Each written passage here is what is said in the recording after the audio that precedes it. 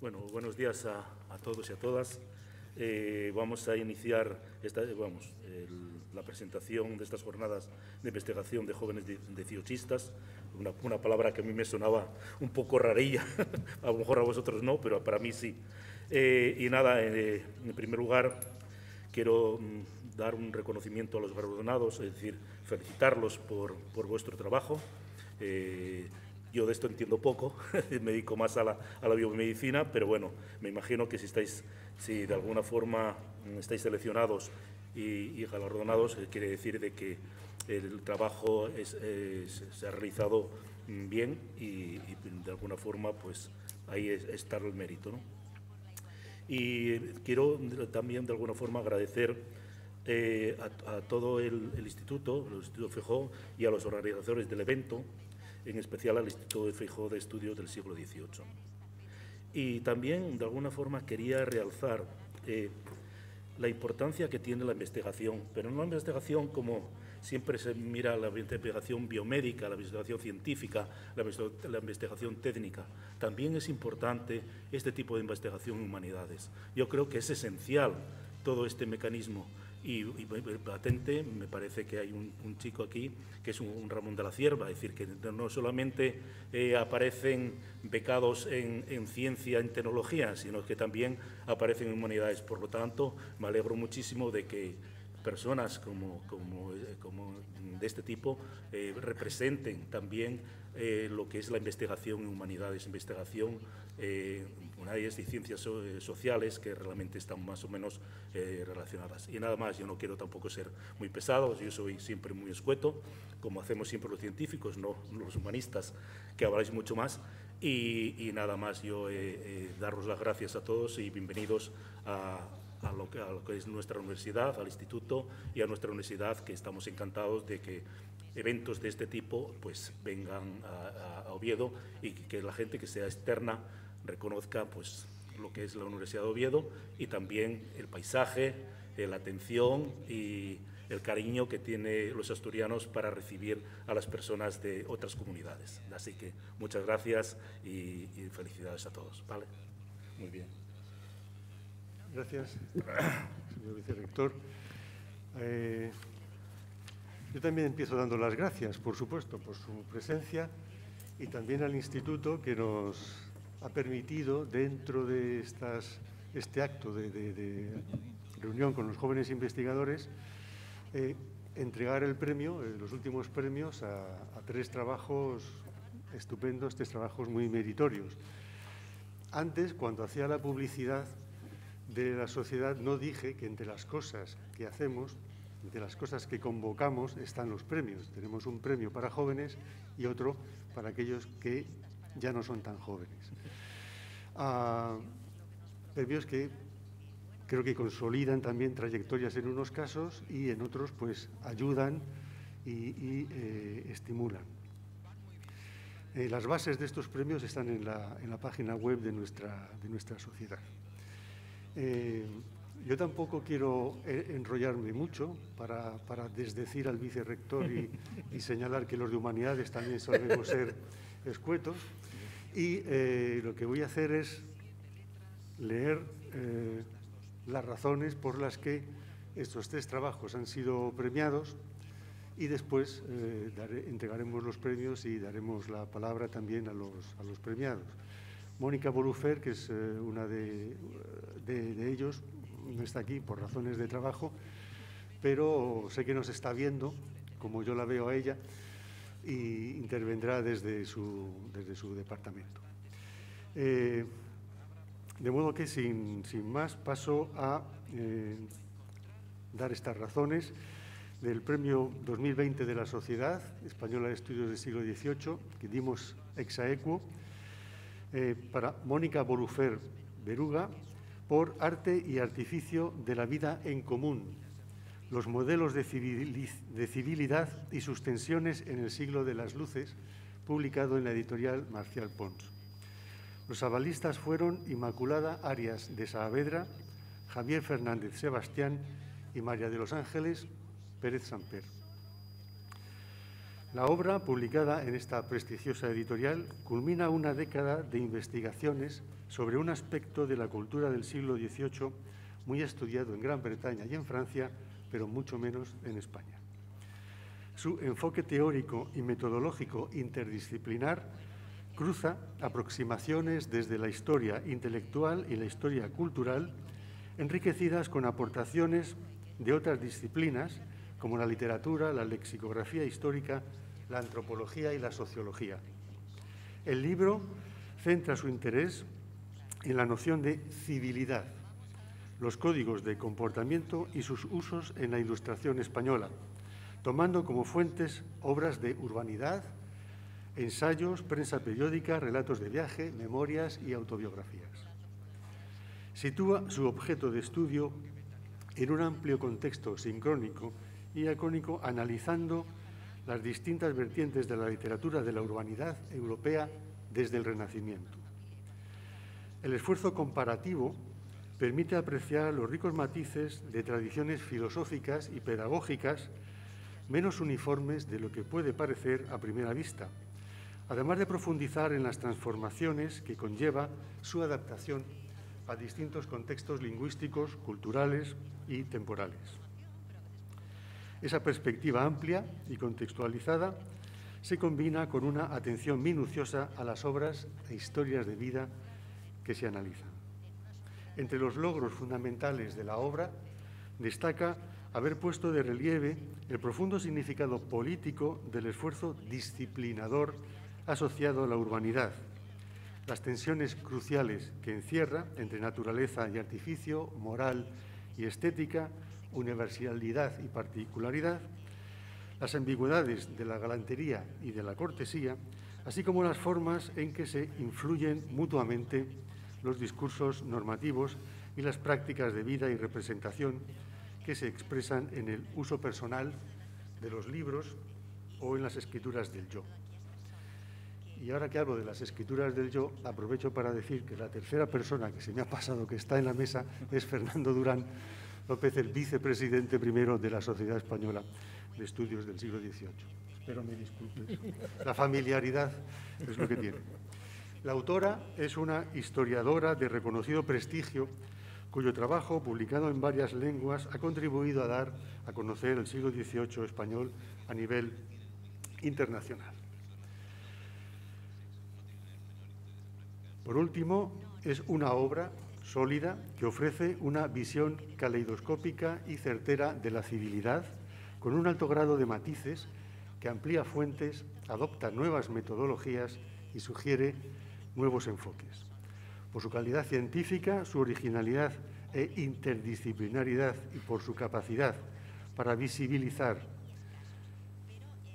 esta palabra no tenía que haberla usado, pero en fin, para visibilizar los estudios sobre el siglo XVIII español, es acreedora del Premio de la Sociedad Española de Estudios del siglo XVIII. Como digo, este premio es aequo con el trabajo de Rodrigo Olay Valdés, titulado Benito Jerónimo Feijó, obras completas, poesía, es decir, es la edición de la poesía completa de Benito Jerónimo Feijó, publicado por el Instituto Feijó de Estudios del siglo XVIII y por el Ayuntamiento de Oviedo. Los avalistas fueron Pedro Álvarez de Miranda, Philip Deacon e Inmaculada Urzainqui.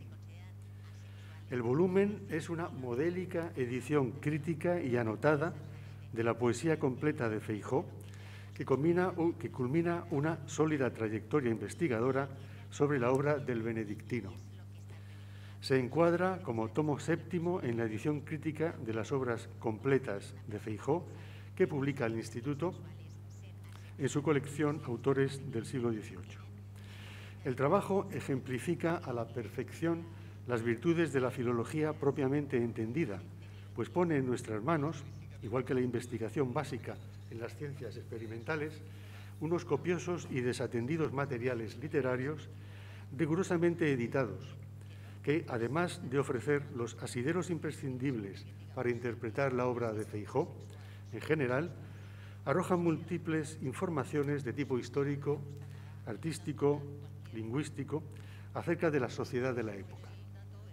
Así, entre un sinfín de aspectos significativos a los que esta edición nos permite acceder, cabe recordar que estos poemas iluminan con datos de primera mano el modo de vida de un monasterio benedictino, la forma en que se celebraban los funerales reales en una ciudad de provincias, o las vías por las que se producían las polémicas literarias en el momento, asuntos que exceden con mucho la significación que por sí misma tiene la desconocida poesía de Benito Jerónimo Feijóo.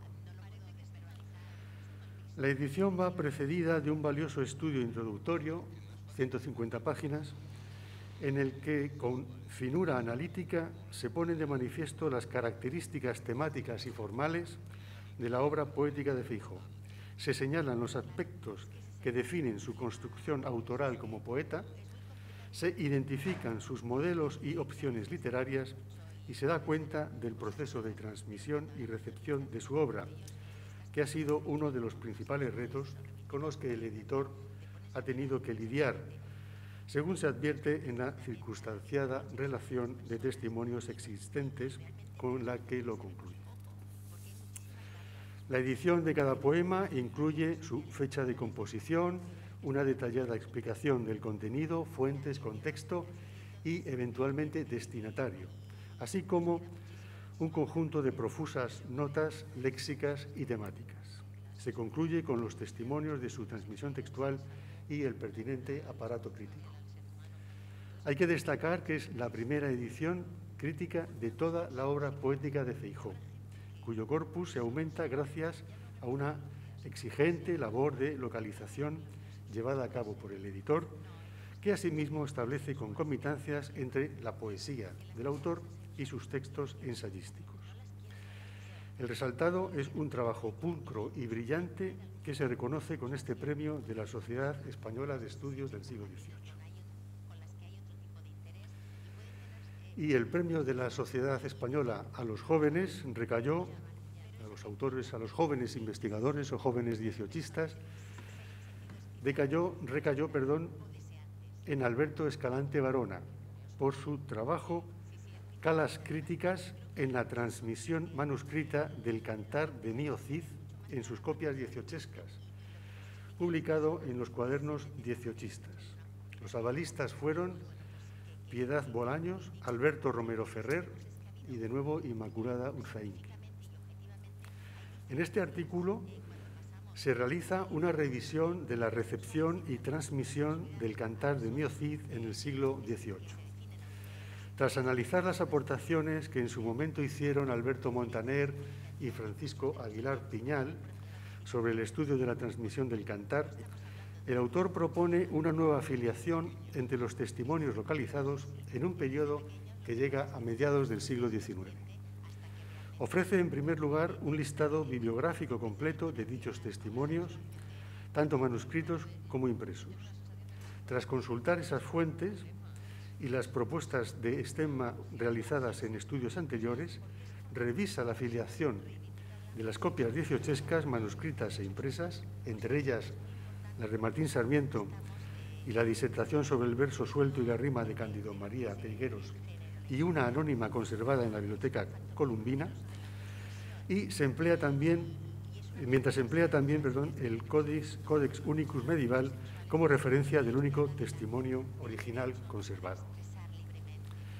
Siguiendo el método crítico del error significativo, filia los textos para detectar posibles subarquetipos en la transmisión manuscrita del Cantar, desde la Edad Media hasta el siglo XVIII. Como resultado de esta colatio, ofrece un nuevo estemma que propone otras vías de transmisión del texto en la Edad Moderna. Plantea como hipótesis la existencia de al menos una copia de finales del siglo XV que sirvió de base para los testimonios del siglo XVIII. Dicha copia medieval, hoy perdida, sería la que poseyó Trigueros, consultada para redactar la disertación citada. La existencia de tal testimonio sugiere nuevas vías de conocimiento del texto en el siglo de las luces. Todo lo indicado pone de manifiesto la novedad e interés del artículo, tanto para los estudios cidianos, cuyo panorama crítico se ve sustancialmente ampliado, como para el conocimiento de los trabajos de recuperación del pasado mediante la erudición y la crítica que se llevaban a cabo en el siglo XVIII. A todo esto se añaden otras razones que avalan el mérito del trabajo y demuestran la madurez y competencia investigadora de su autor. La valentía para enfrentarse a un tema ya transitado por ilustres investigadores desde un nuevo ángulo de visión, el acierto en el planteamiento y el desarrollo de la exposición, el rigor analítico y la minuciosidad del cotejo efectuado de todas las fuentes existentes, manuscritas e impresas, la capacidad de proponer soluciones e hipótesis explicativas a los problemas que comparecen, la precisión expresiva, la claridad y solidez de las conclusiones y la cumplida documentación bibliográfica que ha manejado. Por estas razones, el artículo fue acreedor del Premio para Jóvenes de la Sociedad Española de Estudios del siglo XVIII. Leídos estos motivos, paso a dar la palabra a Mónica Bolufer para que intervenga en el acto. Me parece que hay un cierto retraso, ¿no? ¿Sí? ¿Sí? ¿Tienes la palabra, Mónica?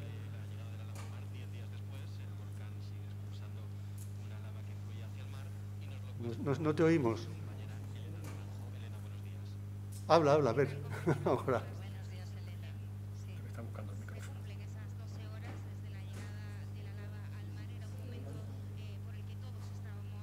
Hola, buenos días. Buenos días. ¿Me oís bien? Sí, ahora sí. Bueno, pues encantada de estar en este bellísimo salón, aunque no sea yo, sino mi holograma o mi espíritu. Y, por supuesto, mis primeras palabras no pueden ser sino de agradecimiento. De agradecimiento a la Sociedad Española de Estudios del siglo XVIII y a su junta directiva por haberme distinguido con este premio. Un premio que me complace, además, especialmente compartir con Rodrigo Olay y con su edición de la poesía de Feijóo, un autor que, como sabéis, es uno de mis predilectos, de los predilectos de tantos y tantas dieciochistas, y un autor que tiene también su lugar en mi libro y que su edición, pues de alguna forma, completa e ilustra esa dimensión social del personaje, demostrando una vez más que la investigación es un camino compartido, ¿no? En el que lo que investiga una persona sirve para el conjunto y mutuamente. Gracias también a la editorial Marcial Pons por publicarlo y gracias a los socios y socias que apoyaron su candidatura y muy especialmente a los 3 que ha nombrado el presidente, que firmaron, la avalaron. Gracias a tantos y a tantas colegas españoles, latinoamericanos y europeos que desde que se publicó el libro en 2019 pues han venido escribiéndome, comentándoles, enviándome comentarios, sugerencias, haciéndose eco de él, reseñándolo, sin entrar en los agradecimientos que son demasiados para nombrarlos aquí, contraídos en el transcurso de su escritura y que voy a obviar porque están ya en el volumen. Mi investigación sobre el tema comenzó, pues no ya hace una década, sino incluso más, ¿no? Yo diría que si nos remontamos en el tiempo, hace casi 20 años, y pensándolo bien, es un libro que llevo escribiendo, podría decir que llevo escribiéndolo durante toda mi vida intelectual, de un modo u otro, consciente o inconscientemente.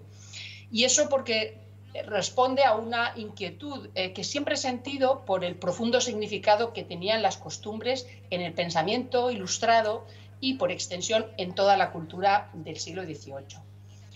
La cuestión de las costumbres no es en absoluto una cuestión que se restrinja a la historia de la vida privada o de la vida cotidiana o a la historia de las mujeres, consideradas a veces impropiamente como ramas o campos separados y menores de la historia, sino que es una cuestión esencial en la historia con mayúsculas, por su honda dimensión ética, estética y política.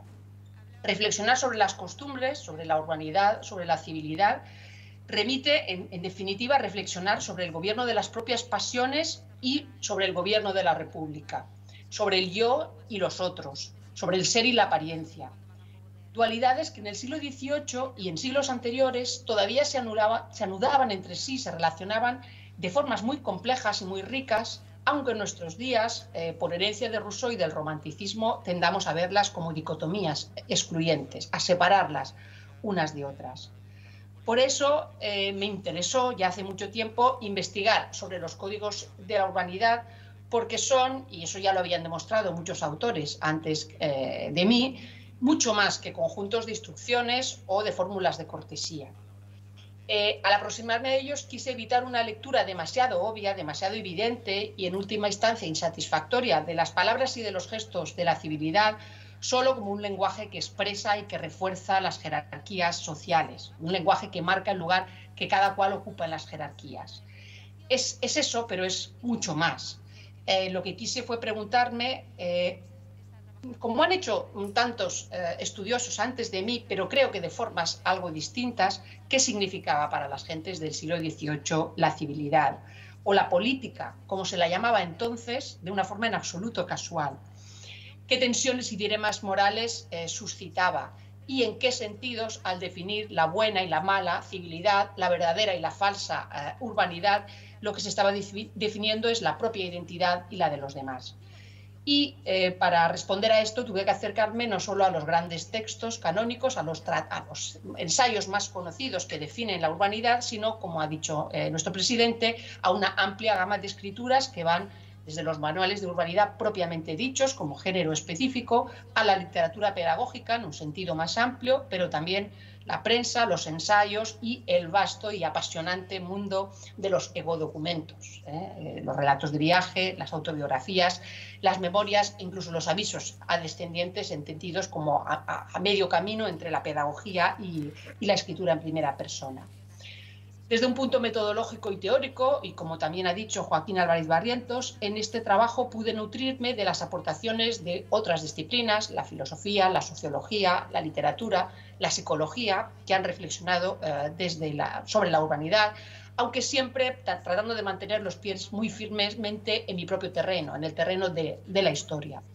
Y dentro de la historia combiné, porque creo que el tema lo requiere, lo pide a gritos, los enfoques de la historia cultural, de la historia intelectual y de la historia de género.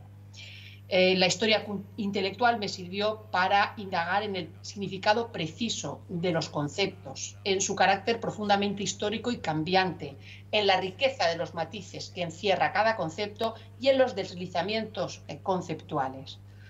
La historia cultural me fue útil para enfocar esos conceptos, no solo como ideas, además de ideas, son nociones que se materializan en libros que se escriben, se imprimen, viajan, se venden y se compran, se usan, se reusan, se traducen y a veces hasta se anotan.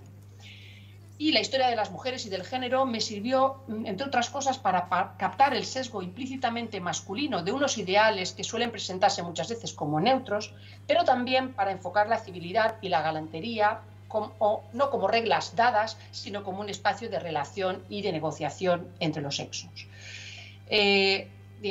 Con esos mimbres construí un trabajo cuyo primer capítulo, El lenguaje de la urbanidad, inquietudes y paradojas, explora los significados diferentes que términos como civilidad, cortesía, urbanidad, política adquieren a lo largo del tiempo, pero también en un mismo momento para distintas personas o grupos, con una mirada especial a las tensiones que se esconden detrás de los repetidos esfuerzos por fijar de una vez por todas esos significados.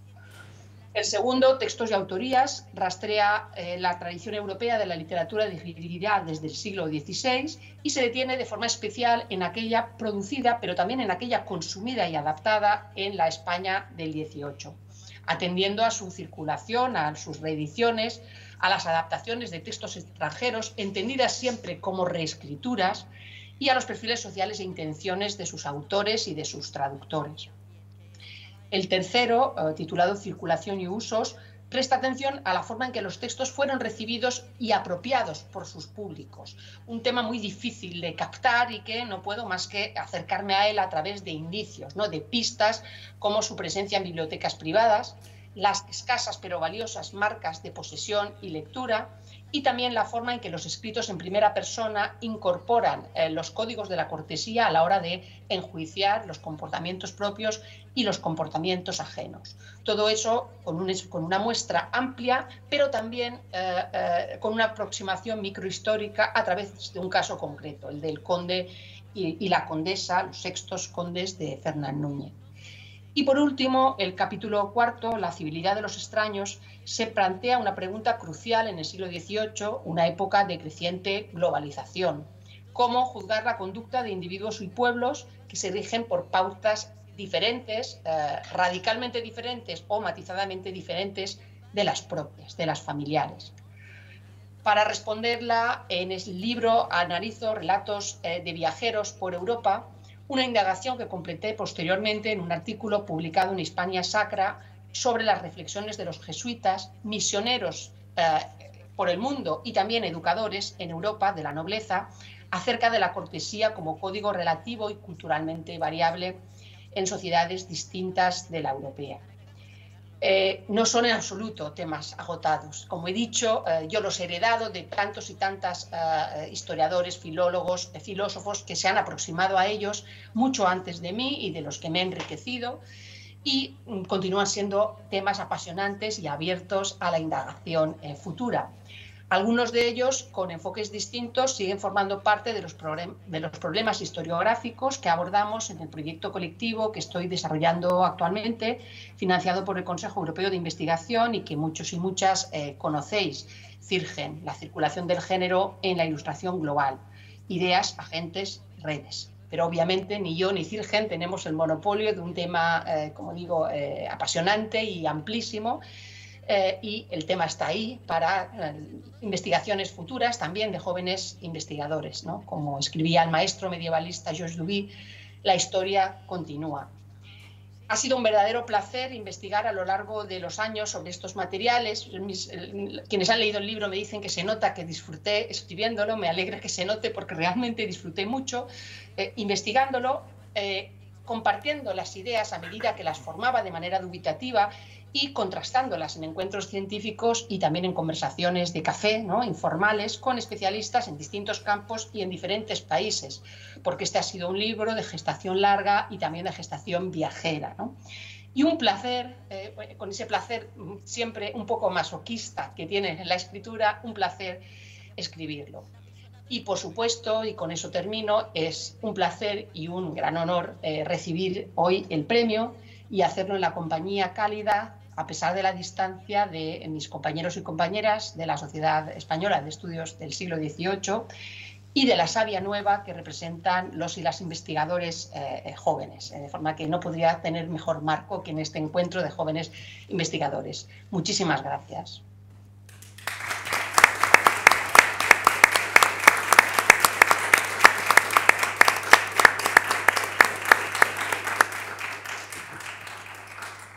Gracias a ti, Mónica, por tu trabajo. Te haremos llegar el papelito, como ya quedamos. Y es ahora, tiene la palabra Rodrigo Olay. Andrés.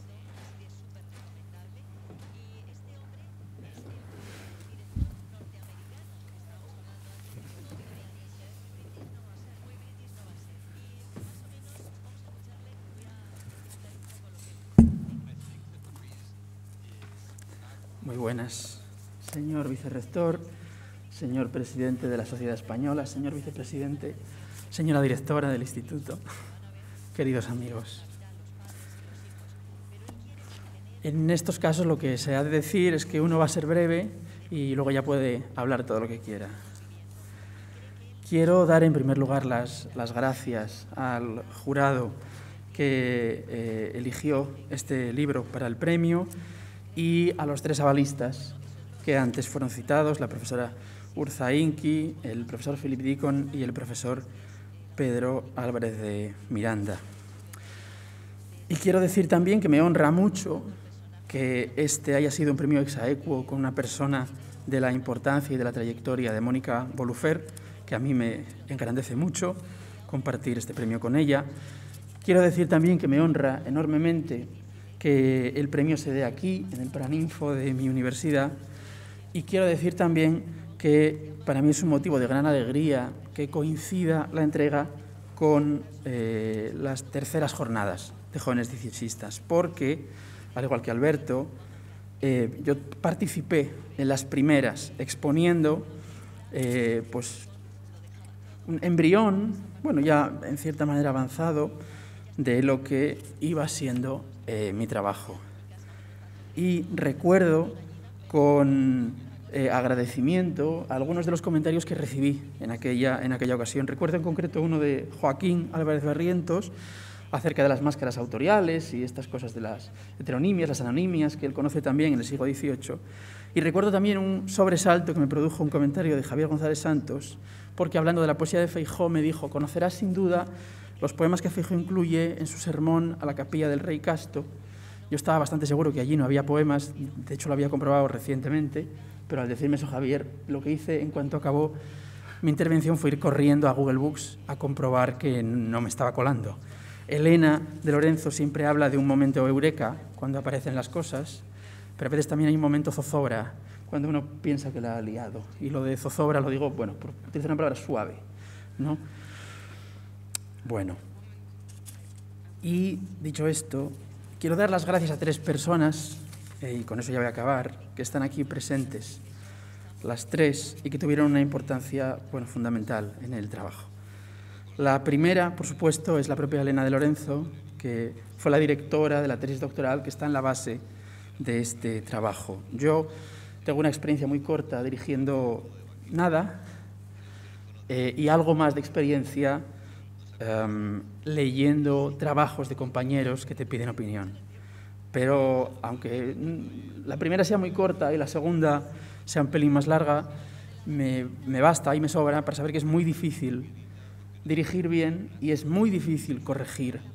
Además es una tarea ingrata, lleva muchísimo tiempo que a veces uno egoístamente preferiría dedicar a otras cosas, lleva muchísimo tiempo y no siempre es fácil decir cosas de interés. A veces uno puede pensar que algo no le convence, pero es realmente difícil construir y no solo cuestionar. Y Elena de Lorenzo, revisó mi tesis, sucesivas redacciones con una, en fin, no sabría decir, con una energía y con un aprecio y con un que no se puede pagar. Fueron, ya digo, su ayuda es insustituible. De hecho, habrá quien me sobrevalore al leer el trabajo porque su ayuda está por todas partes y su conocimiento está por todas partes. Y el libro, desde luego, no sería el que es si no fuera por ella. Elena me ha cogido el teléfono en momentos en los que no se me podía coger, en días en los que no se debía llamar a nadie. Hemos tenido tutorías en los lugares más insospechados, en aeropuertos, parkings, hasta en el Zara. Hemos tenido tutorías y, en fin, yo se lo agradeceré siempre. La tesis no se hubiera podido hacer sin ella, pero no se hubiera empezado sin la otra persona que quiero citar, por supuesto, que es Inmaculada Urzainqui. Recuerdo perfectamente el día que me citó en su despacho y que con la elegancia y la exquisitez que la caracteriza me habló de la poesía de Feijóo, me expuso las líneas maestras del trabajo y luego hizo pasar al director del Instituto, Álvaro Ruiz de la Peña, para proponerme formalmente que me dedicase a estudiar la poesía de Feijóo. Yo tengo que decir algo que no te he contado nunca, que es que en aquel momento no dije que no sobre la marcha porque me parecía imperdonable después de tanta delicadeza, pero yo decía que yo estudié el siglo XVIII. Bueno, pues hace 10 años de eso y aquí estoy. La ayuda de Inmaculada también ha sido muy importante durante la tesis y Inmaculada, a quien Elena llama nuestra general, es un ejemplo para todos, en fin, en lo personal, en lo académico, en todas las maneras. Y la tercera persona a la que le quiero dar las gracias, y aunque ahora no, sí, ahí lo veo, sí, es, después de estas 2 maestras, mi querido amigo Guillermo Fernández Ortiz. Ya lo conocéis, intervino antes, es profesor de paleografía, y él me ha enseñado también muchas cosas. Con él pasé algunos de los mejores momentos de la tesis.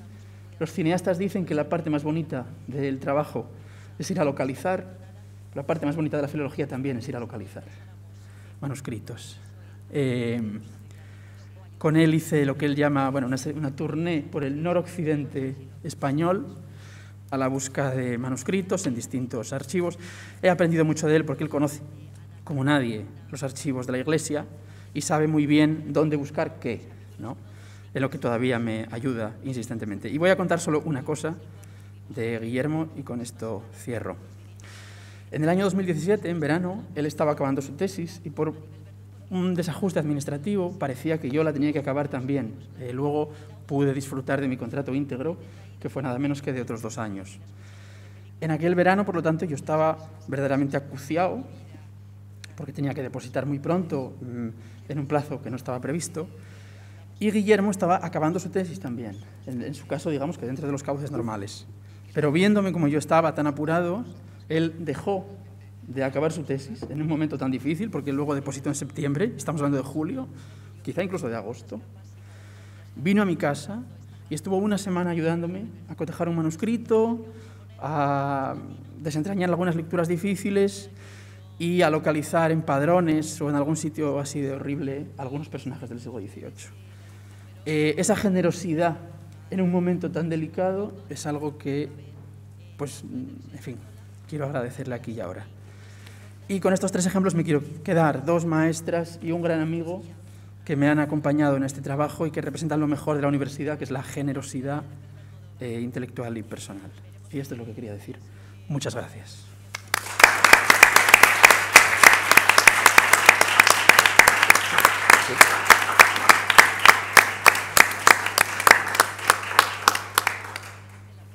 Gracias, Rodrigo. Ahora te corresponde a ti, Alberto Escalante. Te entrego el premio Jóvenes Investigadores.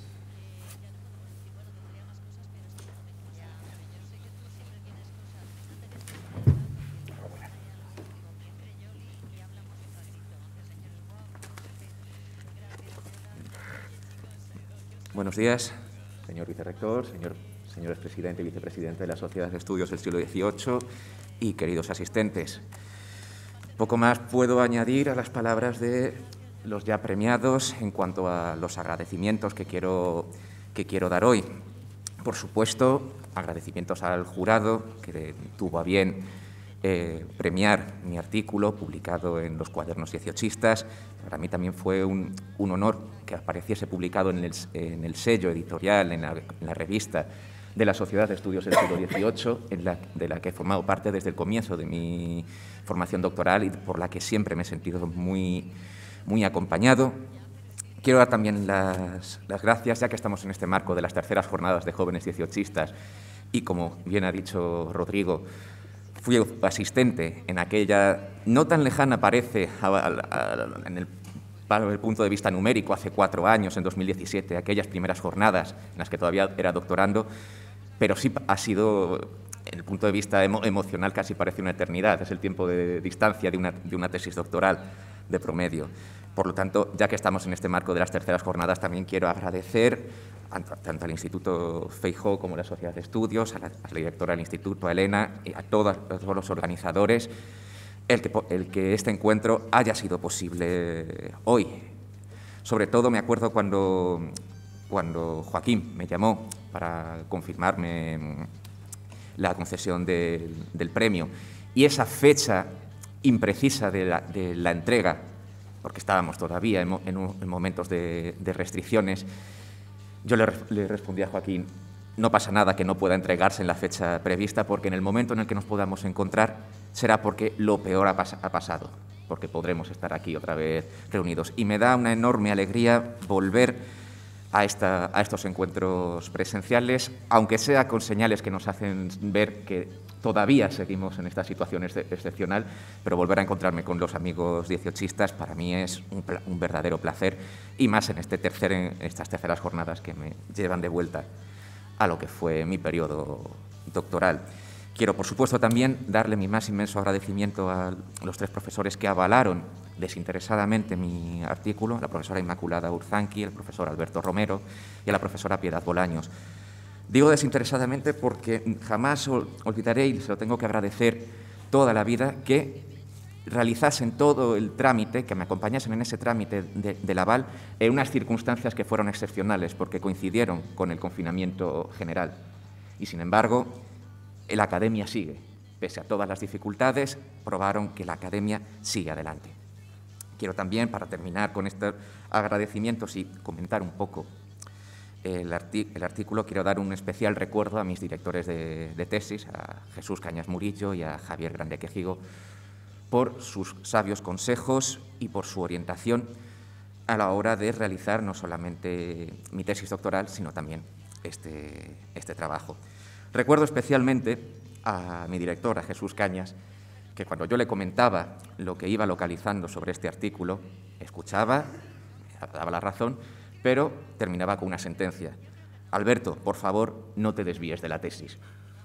Porque el empezar con esta investigación sobre las copias manuscritas del Mio Cid en el siglo XVIII y realizar la colatio no tenía nada que ver en principio con mi proyecto de tesis doctoral. Fue una oportunidad que apareció casualmente durante las pesquisas bibliográficas que iba realizando, pero no podía evitar seguir adelante con esa vía que se abría, porque me parecía verdaderamente apasionante, por momentos incluso más apasionante de lo que suponía mi tesis doctoral y lo que iba localizando. Como he dicho, me alegra volver a estas terceras jornadas por lo que implican para mí también personalmente, y quiero aprovechar unas breves palabras precisamente en ese sentido de este encuentro académico de investigadores en formación como yo lo fui entonces, y desde la boca no voy a decir autoridad, porque la autoridad se gana con los años y evidentemente no han pasado tantos, pero sí desde la experiencia quería dedicar estas palabras precisamente a los jóvenes investigadores que estáis hoy aquí. Porque yo de este artículo, de la realización de este artículo, aprendí mucho. Debo reconocer que aprendí mucho sobre lo que es la investigación, tanto como técnica como concepto. Y hay 3 consejos, si se me permite la osadía de dar consejos, como digo, desde la poca experiencia en años que he ganado después, 3 consejos que sí adquirí yo durante esta investigación y que me atrevo a deciros. En primer lugar es la insistencia, porque por mucho que mi director sabiamente me decía no te desvíes de la tesis, no pude evitar desviarme de la tesis e insistir en esa línea de investigación. Insistir en un manuscrito. Todo comenzó allí, cuando mi tesis iba sobre la evolución del héroe de Fernán González como héroe en el teatro del XVIII, un manuscrito, un testimonio manuscrito de una crónica de Fernán González del siglo XVIII que encontré en la Biblioteca Colombina y de la que no había ninguna referencia bibliográfica.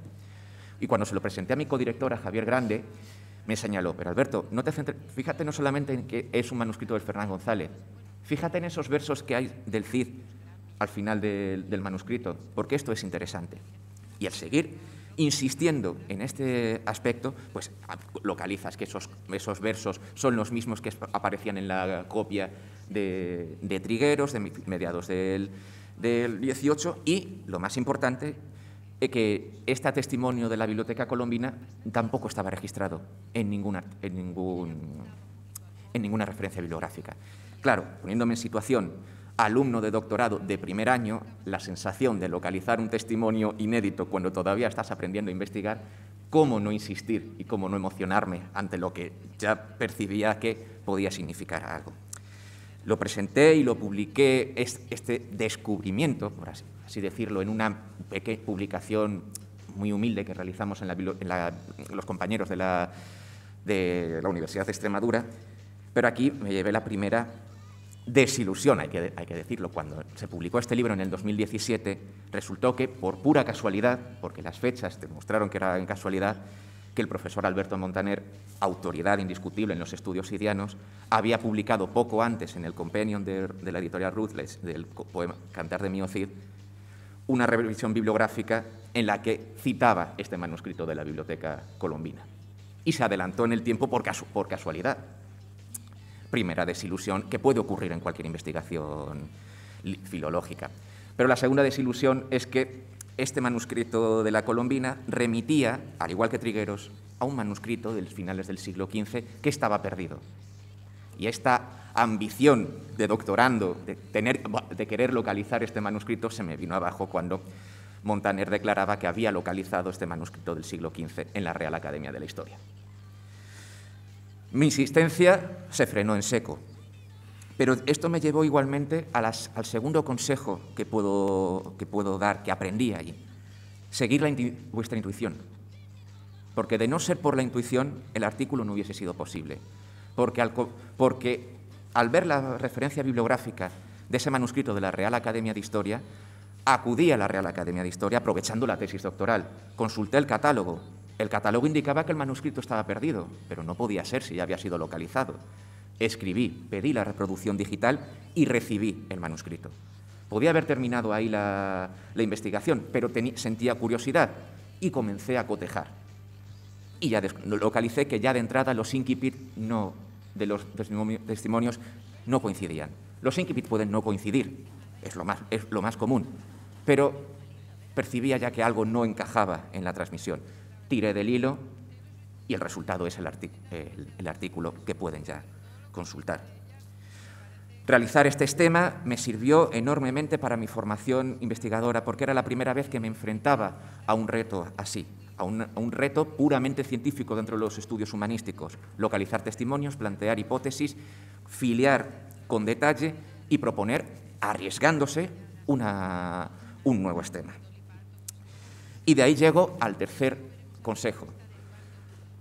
Pues, a osadía, atrevimiento, no quiero decirlo. Yo lo que quiero señalar es que lanzar la hipótesis, como la que lancé, parte de una idea que también quiero transmitir.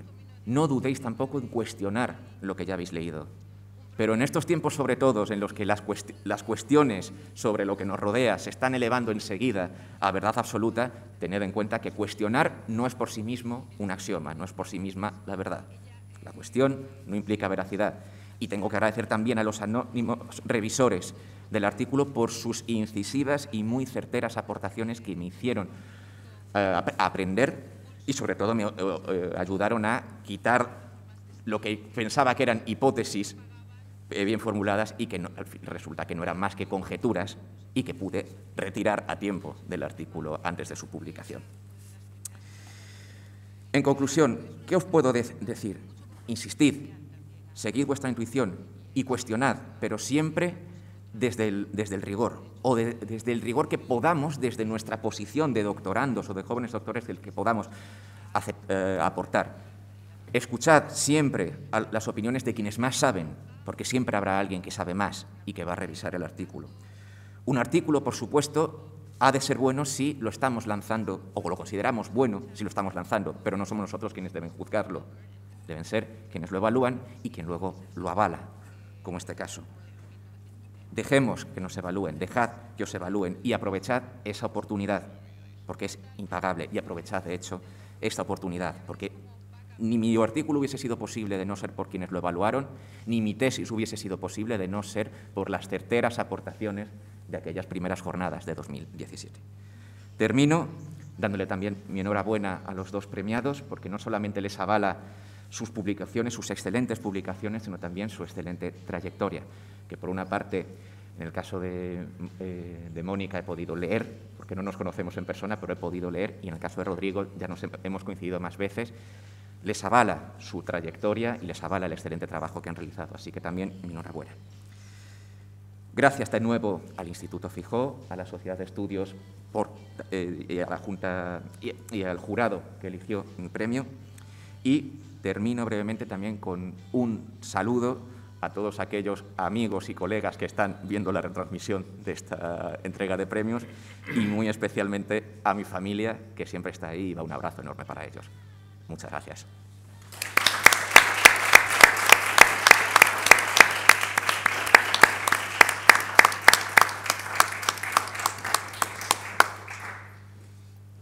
Bien, pues yo creo que ya vamos a terminar. Gracias a los tres premiados por vuestro trabajo y, desde luego, por las palabras que ahora nos habéis dedicado, que yo creo que nos ilustran mucho sobre lo que es nuestro trabajo y lo que debemos hacer en el futuro. Y, naturalmente, gracias otra vez a los organizadores, gracias a las instituciones, gracias al señor vicerrector por por acogernos en esta casa que, en fin, que yo creo que todos o muchos de los que estamos aquí la queremos bastante porque llevamos años viniendo, tenemos una relación de afecto con bastantes de las personas que están por aquí. Y por mi parte, nada más, saludar por supuesto a los que están más allá de las pantallas, agradecerles su presencia y nada más. ¿Puedo decir unas palabras? Sí, vale, muy bien. Bueno, nada, yo para despedirme, ya acabo de escuchar a los premiados y el último premiado dijo una palabra que yo siempre, de alguna forma, comunico a mis alumnos de la Facultad de Medicina, aunque soy biólogo, doy clases en la Facultad de Medicina, y también a mis alumnos en el laboratorio, un laboratorio experimental con los animalitos o con las células, ¿no? Que es la palabra curiosidad. Esa es la clave, la curiosidad, el saber por qué, buscar, rebuscar, seguir siempre una intuición y sobre todo, tener buena actitud. Es decir, esto lo dirijo a los jóvenes, a los que quieran de alguna forma investigar en este campo, que la curiosidad es fundamental y sobre todo la actitud. Y el anterior también, Ramón o Rodrigo, que comentó otra vez un agradecimiento a un compañero. Es decir, eso es fundamental, es decir, nunca trabajar individualmente, nunca. Hay que trabajar en equipo y saber escuchar, sobre todo saber escuchar y trabajar en equipo.